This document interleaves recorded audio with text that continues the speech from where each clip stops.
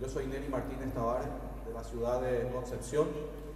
En primer lugar, quiero agradecer la invitación al colega Daniel Yahari, cuando en un día estaba pensando salir de vacaciones con mi señora, me llega su mensaje y me dice: mira, tenemos aquí un llamado, te sumás o te restás.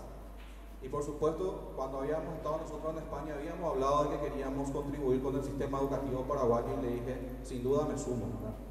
Entonces, por eso hoy día estoy aquí y también quiero agradecerles por su presencia, por venir a compartir con nosotros estos humildes trabajos que hemos realizado en España y en algunos casos en Francia. Muy bien, para poder iniciar mi ponencia, yo quisiera realizar un pequeño diagnóstico en el cual le voy a solicitar una pequeña molestia levantando la mano. Y quiero hacerlo en base a dos preguntas. En primer lugar, ¿podrían levantar la mano aquellos profesionales, docentes o padres que alguna vez han identificado a un alumno con altas capacidades intelectuales?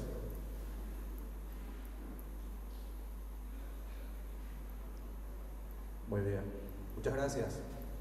Mi segunda pregunta: ¿podrían levantar la mano aquellos profesionales o padres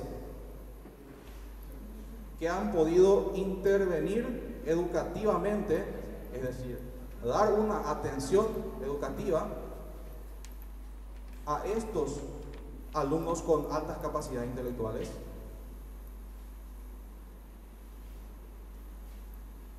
Qué satisfacción siento al ver de que hay manos levantadas, y no voy a ser prácticamente el único que esté hablando de eso aquí, y podrían constituirse de repente en unos pares míos para que podamos constituir algún tipo de trabajo en un futuro. Muy bien, entrando entonces en materia, como resultado de mi diagnóstico puedo obtener de que bastante pocas personas han levantado la mano en ambos casos.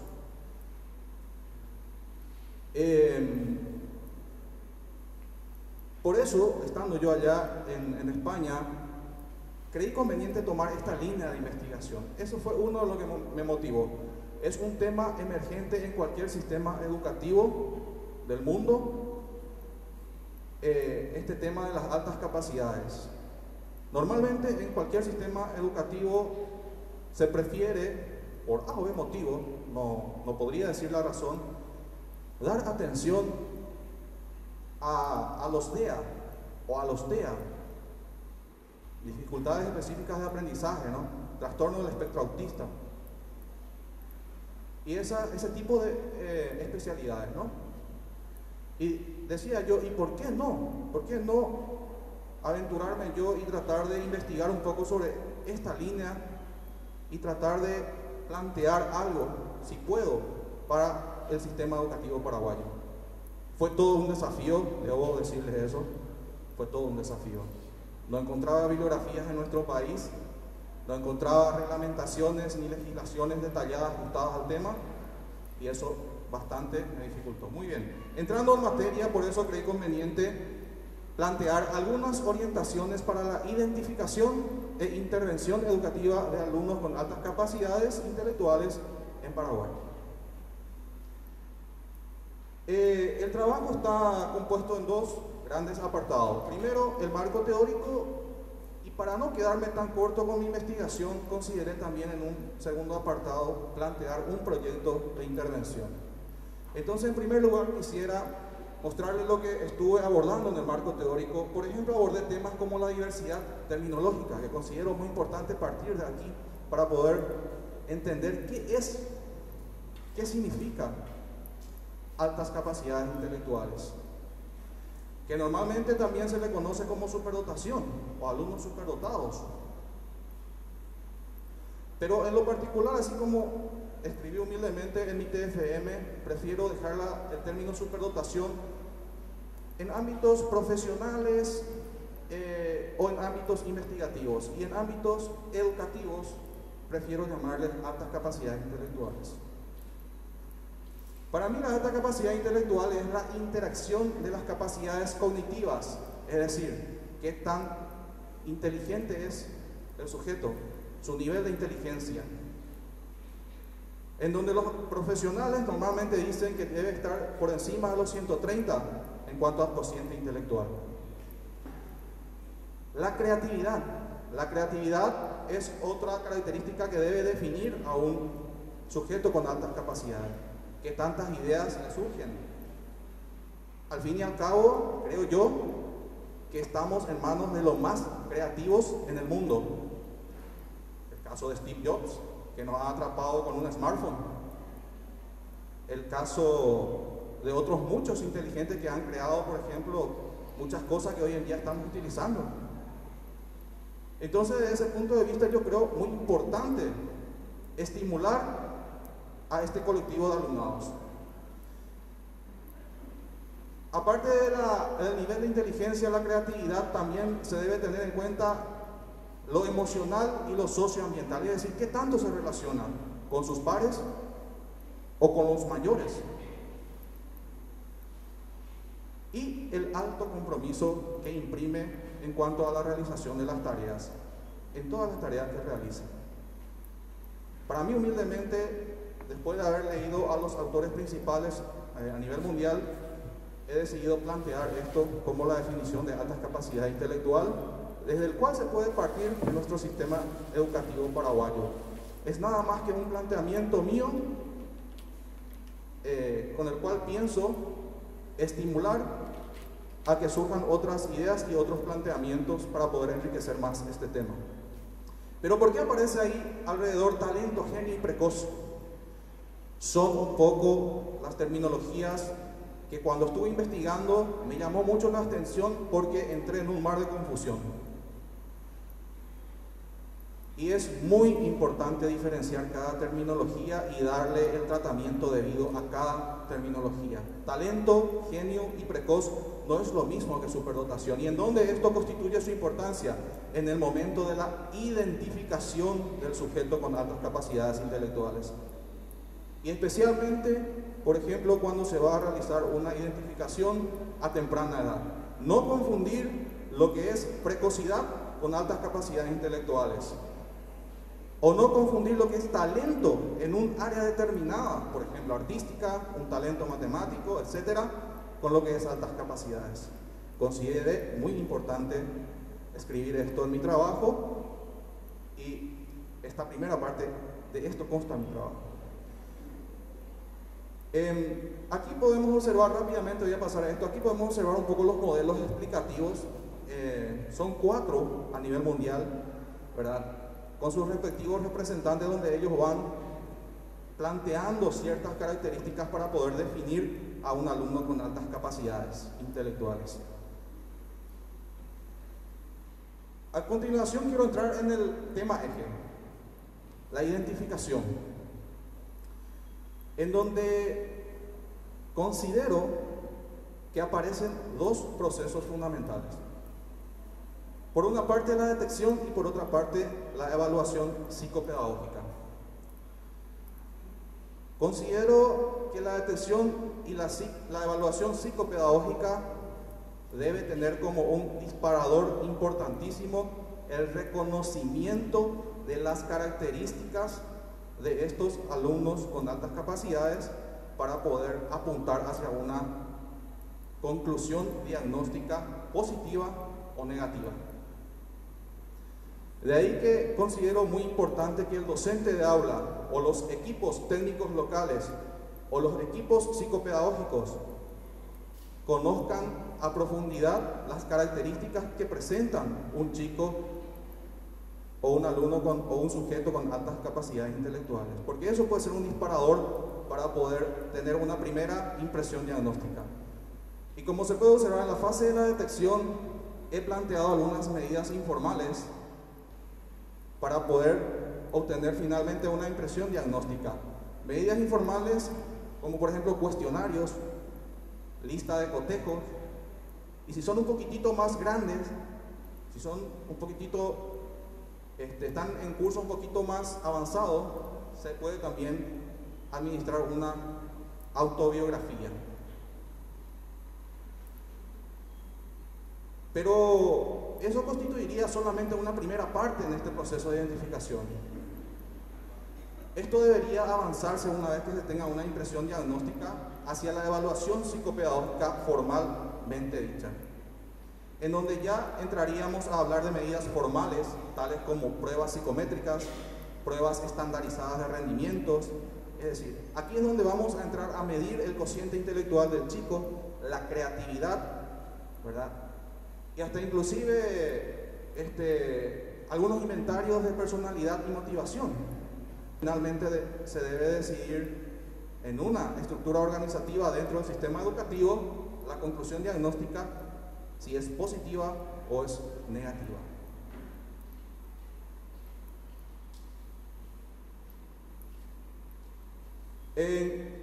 Atrás, por favor.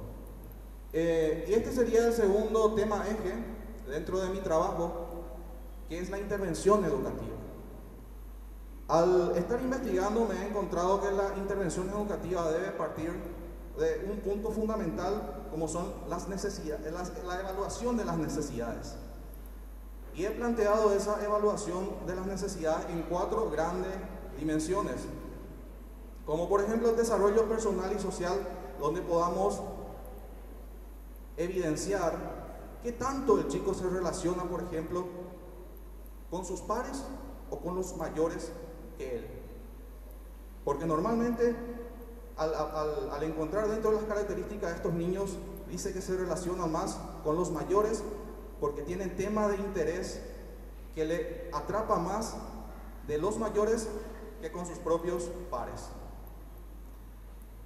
En el nivel formativo, ahí entra a tallar el tema del rendimiento, cómo va en cada materia, el cociente intelectual, la velocidad de aprendizaje,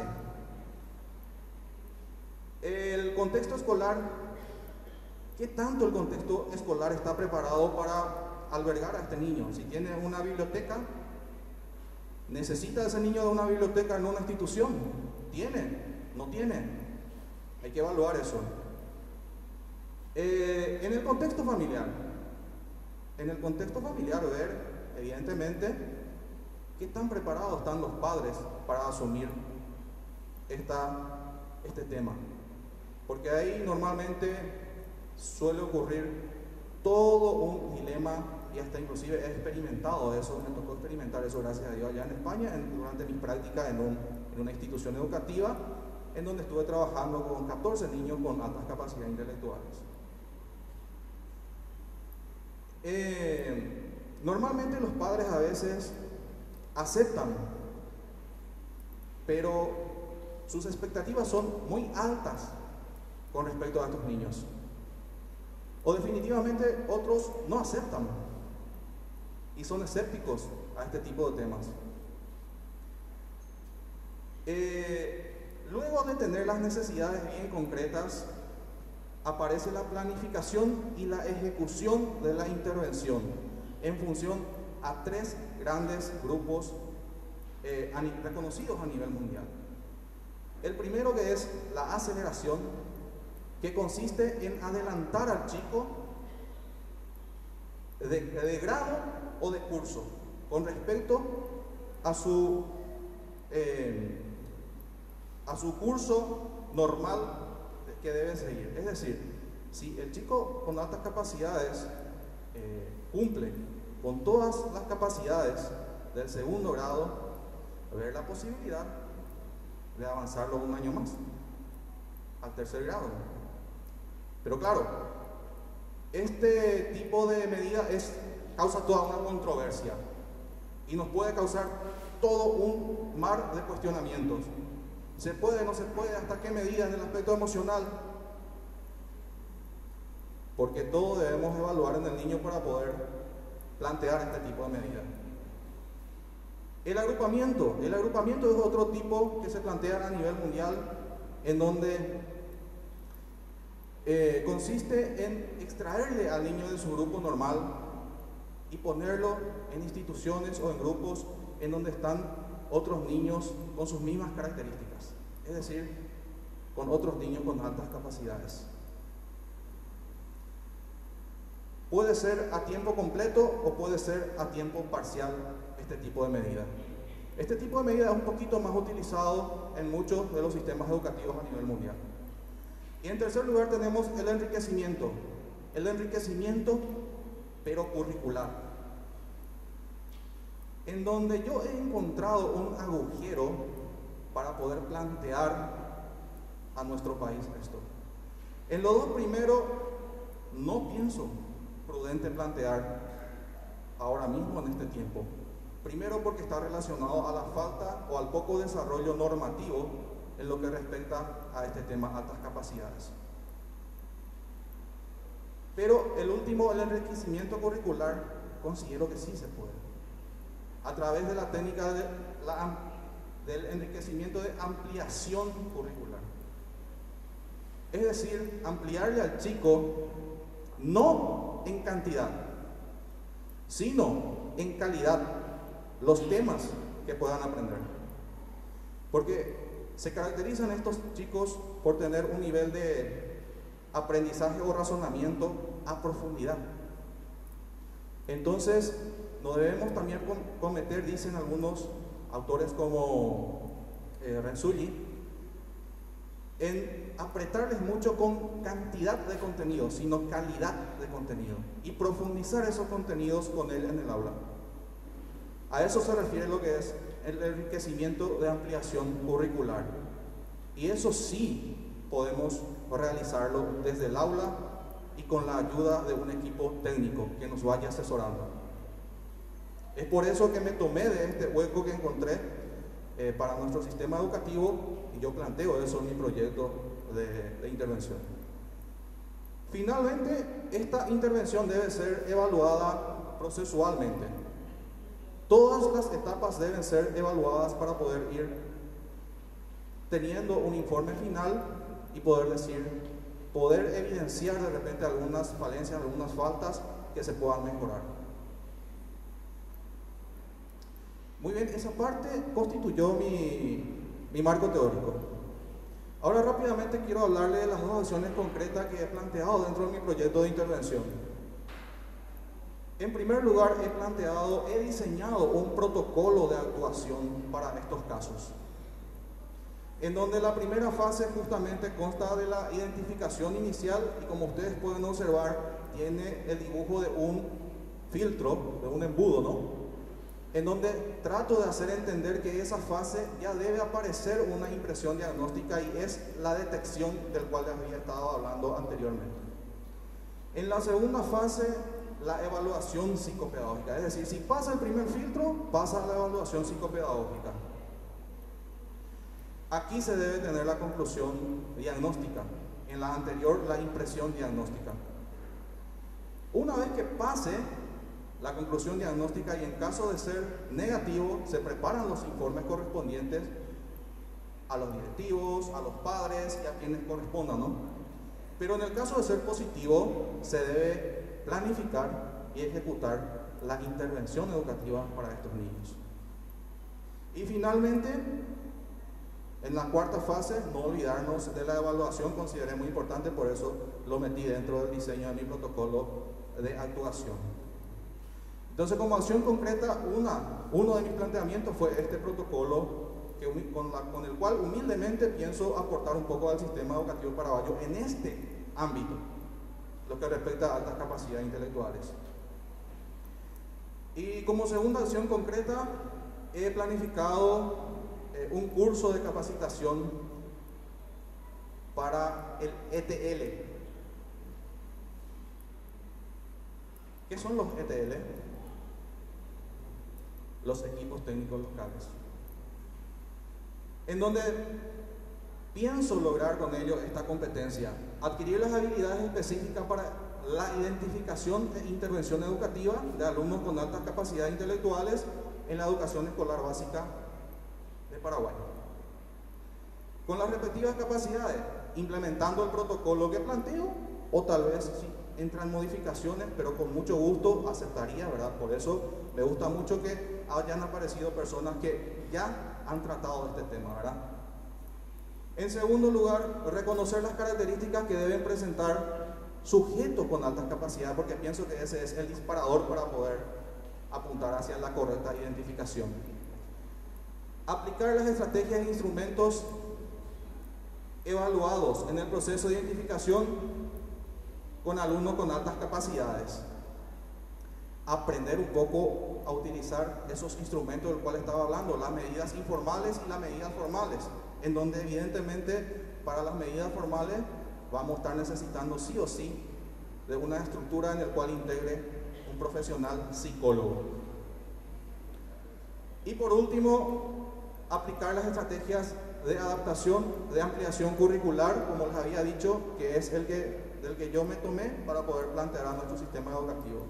Ayudarle al docente de aula para que pueda estimularle al chico a través de este método.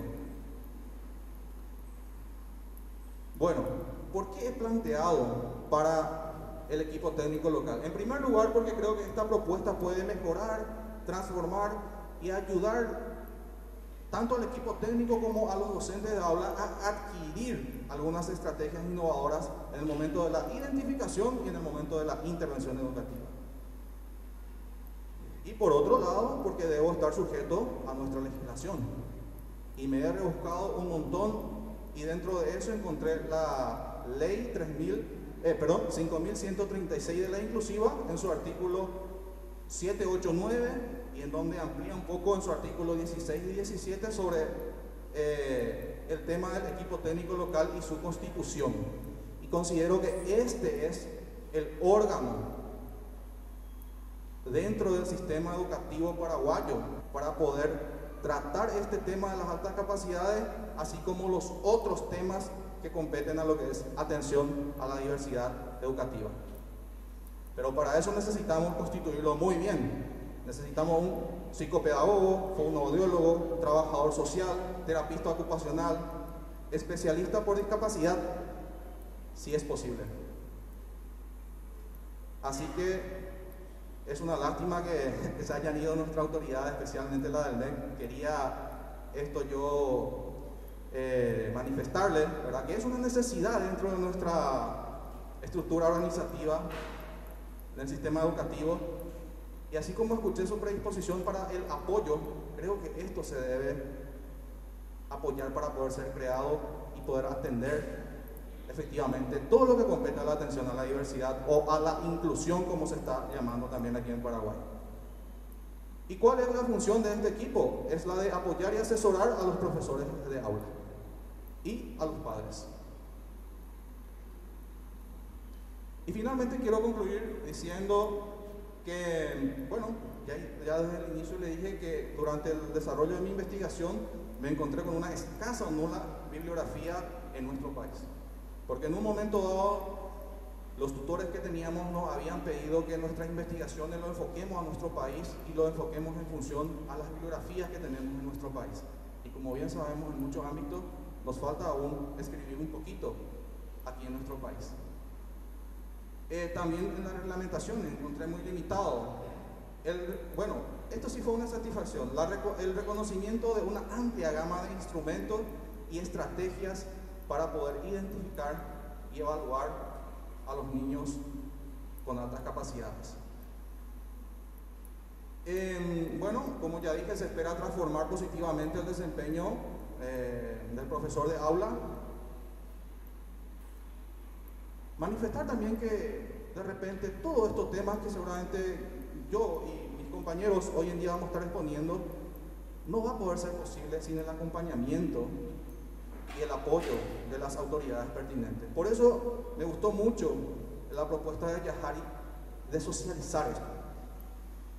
Porque a partir de aquí podemos crear o sensibilizar de repente a las distintas estructuras y dar a conocer qué es lo que podemos insertar o qué es lo que podemos modificar dentro de nuestro sistema educativo para poder mejorar siempre. Y finalmente, plantear la conformación y formación de los ETL o equivalente a ello, porque mi compañero Daniel Yahari, con su tema, ¿verdad?, me parece fantástico lo que él plantea, es plantear una estructura organizativa dentro del sistema educativo equivalente a lo que es el ETL. que seguramente él va a estar hablando de eso. Bueno, de mi parte es todo. Les agradezco un montón por haberme escuchado y espero que me disculpen si es que me faltó alguna cosa. Muchísimas gracias.